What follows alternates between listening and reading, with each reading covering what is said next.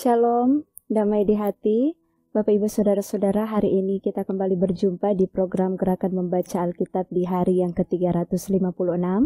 Namun sebelum kita membaca Alkitab, mari kita satu di dalam doa. Kita berdoa.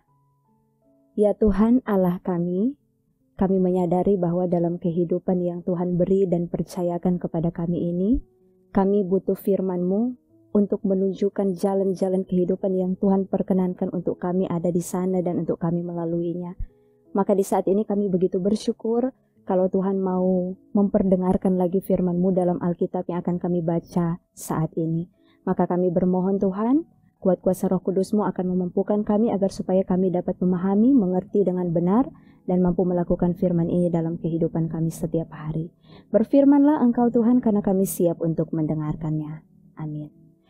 Saudara-saudara, saat ini kita akan membaca dalam 1 Petrus pasal 4 sampai 2 Petrus pasal 3. Jadi, karena Kristus telah menderita penderitaan badani, kamu pun harus juga mempersenjatai dirimu dengan pikiran yang demikian. Karena barang siapa telah menderita penderitaan badani, ia telah berhenti berbuat dosa. Supaya waktu yang sisa jangan kamu pergunakan menurut keinginan manusia, tetapi menurut kehendak Allah. Sebab telah cukup banyak waktu kamu pergunakan untuk melakukan kehendak orang-orang yang tidak mengenal Allah. Kamu telah hidup dalam rupa-rupa hawa nafsu, keinginan, kemabukan, pesta pora, perjamuan minum, dan penyembahan berhala yang terlarang. Sebab itu mereka heran bahwa kamu tidak turut mencemplungkan diri bersama-sama mereka di dalam kubangan ketidaksenonohan yang sama dan mereka memfitnah kamu. Tetapi mereka harus memberi pertanggungan jawab kepada Dia yang telah siap sedia menghakimi orang yang hidup dan yang mati. Itulah sebabnya, maka Injil telah diberitakan juga kepada orang-orang mati, supaya mereka sama seperti semua manusia dihakimi secara badani, tetapi oleh roh dapat hidup menurut kehendak Allah. Kesudahan segala sesuatu sudah dekat. Karena itu, kuasailah dirimu dan jadilah tenang, supaya kamu dapat berdoa. Tetapi yang terutama, kasihilah sungguh-sungguh seorang akan yang lain, sebab kasih menutupi banyak sekali dosa. Berilah tumpangan seorang akan yang lain dengan tidak bersungut-sungut. Layanilah seorang akan yang lain sesuai dengan karunia yang telah diperoleh tiap-tiap orang sebagai pengurus yang baik dari kasih karunia Allah. Jika ada orang yang berbicara, baiklah ia berbicara sebagai orang yang menyampaikan firman Allah. Jika ada orang yang melayani, baiklah ia melakukannya dengan kekuatan yang dianugerahkan Allah, supaya Allah dimuliakan dalam segala sesuatu karena Yesus Kristus. Ialah yang mempunyai kemuliaan dan kuasa sampai selama-lamanya. Amin. Saudara-saudara yang kekasih, janganlah kamu heran akan nyala api siksaan yang datang kepadamu sebagai ujian, seolah-olah ada sesuatu yang luar biasa terjadi atas kamu. Sebaliknya, bersukacitalah, sesuai dengan bagian yang kamu dapat dalam penderitaan Kristus, supaya kamu juga boleh bergembira dan bersukacita pada waktu Ia menyatakan kemuliaannya. Berbahagialah kamu, jika kamu dinista karena nama Kristus, sebab roh kemuliaan, yaitu roh Allah, ada padamu. Janganlah ada di antara kamu yang harus menderita sebagai pembunuh atau pencuri atau penjahat atau pengacau. Tetapi, jika ia menderita sebagai orang Kristen, maka janganlah ia malu, melainkan hendaklah ia memuliakan Allah dalam nama Kristus itu. Karena sekarang telah tiba saatnya penghakiman dimulai, dan pada rumah Allah sendiri yang harus pertama-tama dihakimi. Dan jika penghakiman itu dimulai pada kita, bagaimanakah kesudahannya dengan mereka yang tidak percaya pada Injil Allah? Dan jika orang benar hampir-hampir tidak diselamatkan, apakah yang akan terjadi dengan orang fasik dan orang berdosa? Karena itu, baiklah juga mereka yang harus menderita karena kehendak Allah, menyerahkan jiwanya dengan selalu berbuat baik kepada Pencipta yang setia. Aku menasihatkan para penatua di antara kamu, aku sebagai teman penatua dan saksi penderitaan Kristus yang juga akan mendapat bagian dalam kemuliaan yang akan dinyatakan kelak. Gembalakanlah kawanan domba Allah yang ada padamu. Jangan dengan paksa, tetapi dengan sukarela sesuai dengan kehendak Allah, dan jangan karena mau mencari keuntungan, tetapi dengan pengabdian diri. Janganlah kamu berbuat seolah-olah kamu mau memerintah atas mereka yang dipercayakan kepadamu, tetapi hendaklah kamu menjadi teladan bagi kawanan domba itu. Maka kamu, apabila Gembala Agung datang, kamu akan menerima mahkota kemuliaan yang tidak dapat layu. Demikian jugalah kamu, hai orang-orang muda, tunduklah kepada orang-orang yang tua. Dan kamu semua, rendahkanlah dirimu seorang terhadap yang lain, sebab Allah menentang orang yang congkak, tetapi mengasihani orang yang rendah hati. Karena itu, rendahkanlah dirimu di bawah tangan Tuhan yang kuat, supaya kamu ditinggikannya pada waktunya. Serahkanlah segala kekhawatiranmu kepadanya, sebab Ia yang memelihara kamu. Sadarlah dan berjaga-jagalah. Lawanmu si iblis berjalan keliling sama seperti singa yang mengaum-ngaum dan mencari orang yang dapat ditelannya. Lawanlah dia dengan iman yang teguh, sebab kamu tahu bahwa semua saudaramu di seluruh dunia menanggung penderitaan yang sama. Dan Allah, sumber segala kasih karunia yang telah memanggil kamu dalam Kristus kepada kemuliaan-Nya yang kekal, akan melengkapi, meneguhkan, menguatkan, dan mengokohkan kamu sesudah kamu menderita seketika lamanya. Ialah yang mempunyai kuasa sampai selama-lamanya. Amin. Dengan perantaraan Silwanus, yang kuanggap sebagai seorang saudara yang dapat dipercayai, aku menulis dengan singkat kepada kamu untuk menasihati dan meyakinkan kamu bahwa ini adalah kasih karunia yang benar-benar dari Allah. Berdirilah dengan teguh di dalamnya. Salam kepada kamu sekalian dari kawanmu yang terpilih yang di Babylon dan juga dari Markus anakku. Berilah salam seorang kepada yang lain dengan cium yang kudus. Damai sejahtera menyertai kamu sekalian yang berada dalam Kristus. Amin. Dari Simon Petrus, hamba dan Rasul Yesus Kristus, kepada mereka yang bersama-sama dengan kami memperoleh iman oleh karena keadilan Allah dan Juru Selamat kita Yesus Kristus. Kasih karunia dan damai sejahtera melimpahi kamu oleh pengenalan akan Allah dan akan Yesus Tuhan kita. Karena kuasa ilahinya telah menganugerahkan kepada kita segala sesuatu yang berguna untuk hidup, yang saleh oleh pengenalan kita akan Dia, yang telah memanggil kita oleh kuasanya yang mulia dan ajaib. Dengan jalan itu Ia telah menganugerahkan kepada kita janji-janji yang berharga dan yang sangat besar, supaya olehnya kamu boleh mengambil bagian dalam kodrat ilahi dan luput dari hawa nafsu duniawi yang membinasakan dunia. Justru karena itu kamu harus dengan sungguh-sungguh berusaha untuk menambahkan kepada imanmu kebajikan, dan kepada kebajikan pengetahuan, dan kepada pengetahuan penguasaan diri, kepada penguasaan diri ketekunan, dan kepada ketekunan kesalehan, dan kepada kesalehan kasih akan saudara-saudara, dan kepada kasih akan saudara-saudara, kasih akan semua orang. Sebab apabila semuanya itu ada padamu dengan berlimpah-limpah, kamu akan dibuatnya menjadi giat dan berhasil dalam pengenalanmu akan Yesus Kristus Tuhan kita. Tetapi barang siapa tidak memiliki semuanya itu, ia menjadi buta dan picik, karena ia lupa bahwa dosa-dosanya yang dahulu telah dihapuskan. Karena itu saudara-saudaraku, berusahalah sungguh-sungguh supaya panggilan dan pilihanmu makin teguh. Sebab jikalau kamu melakukannya, kamu tidak akan pernah tersandung. Dengan demikian kepada kamu akan dikaruniakan hak penuh untuk memasuki kerajaan kekal, yaitu kerajaan Tuhan dan Juru Selamat kita Yesus Kristus. Karena itu aku senantiasa bermaksud mengingatkan kamu akan semuanya itu, sekalipun kamu telah mengetahuinya dan telah teguh dalam kebenaran yang telah kamu terima. Aku menganggap sebagai kewajibanku untuk tetap mengingatkan kamu akan semuanya itu selama aku belum menanggalkan kemah tubuhku ini. Sebab aku tahu bahwa aku akan segera menanggalkan kemah tubuhku ini, sebagaimana yang telah diberitahukan kepadaku oleh Yesus Kristus Tuhan kita. Tetapi aku akan berusaha supaya juga sesudah kepergianku itu, kamu selalu mengingat semuanya itu. Sebab kami tidak mengikuti dongeng-dongeng isapan jempol manusia, ketika kami memberitahukan kepadamu kuasa dan kedatangan Tuhan kita, Yesus Kristus sebagai Raja, tetapi kami adalah saksi mata dari kebesarannya.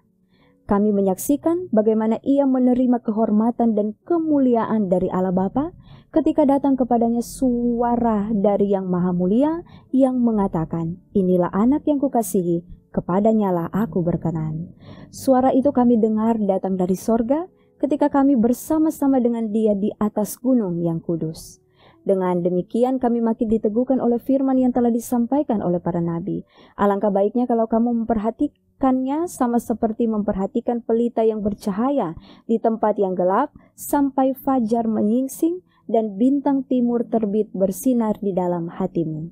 Yang terutama harus kamu ketahui ialah bahwa nubuat-nubuat dalam kitab suci tidak boleh ditafsirkan menurut kehendak sendiri, sebab tidak pernah nubuat dihasilkan oleh kehendak manusia, tetapi oleh dorongan Roh Kudus, orang-orang berbicara atas nama Allah. Sebagaimana nabi-nabi palsu dahulu tampil di tengah-tengah umat Allah, demikian pula di antara kamu akan ada guru-guru palsu. Mereka akan memasukkan pengajaran-pengajaran sesat yang membinasakan, bahkan mereka akan menyangkal penguasa yang telah menebus mereka, dan dengan jalan demikian segera mendatangkan kebinasaan atas diri mereka. Banyak orang akan mengikuti cara hidup mereka yang dikuasai hawa nafsu, dan karena mereka jalan kebenaran akan dihujat. Dan karena serakannya guru-guru palsu itu akan berusaha mencari untung dari kamu dengan cerita-cerita isapan jempol mereka. Tetapi untuk perbuatan mereka itu hukuman telah lama tersedia dan kebinasaan tidak akan tertunda.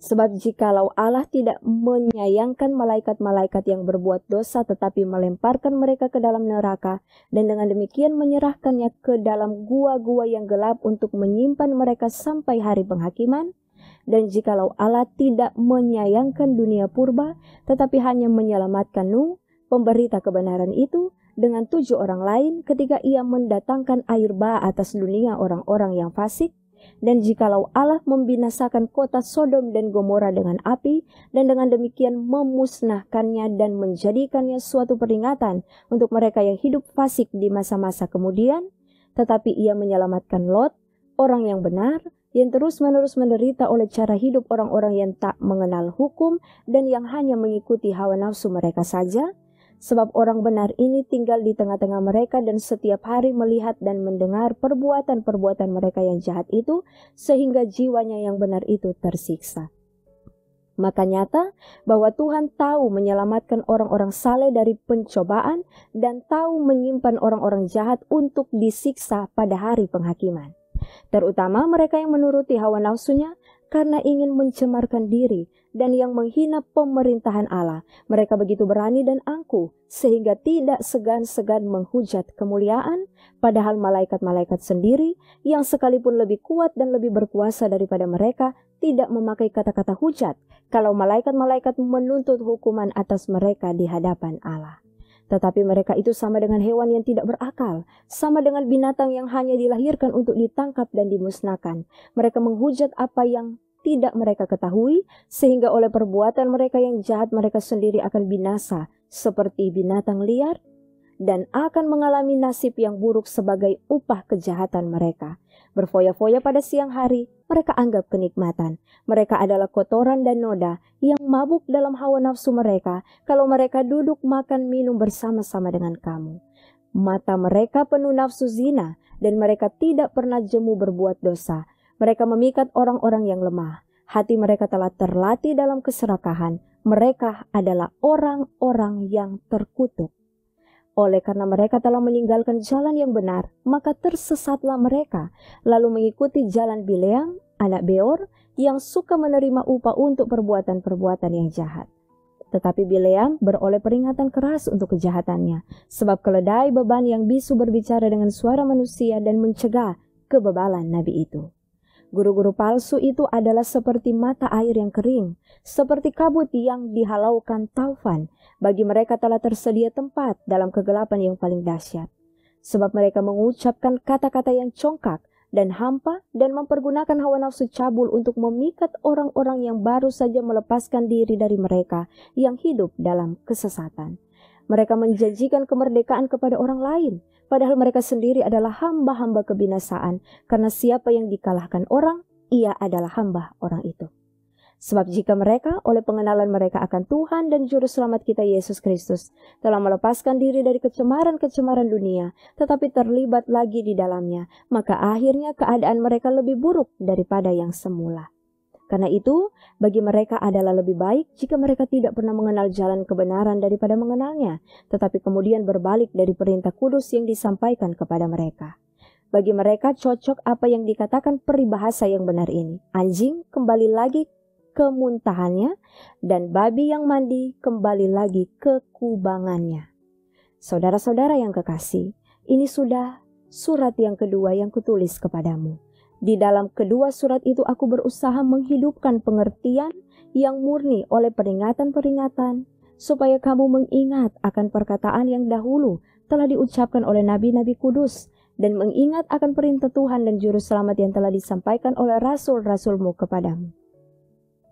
Yang terutama harus kamu ketahui ialah bahwa pada hari-hari zaman akhir akan tampil pengejek-pengejek dengan ejekan-ejekannya, yaitu orang-orang yang hidup menuruti hawa nafsunya. Kata mereka, di manakah janji tentang kedatangannya itu? Sebab sejak bapa-bapa leluhur kita meninggal, segala sesuatu tetap seperti semula pada waktu dunia diciptakan.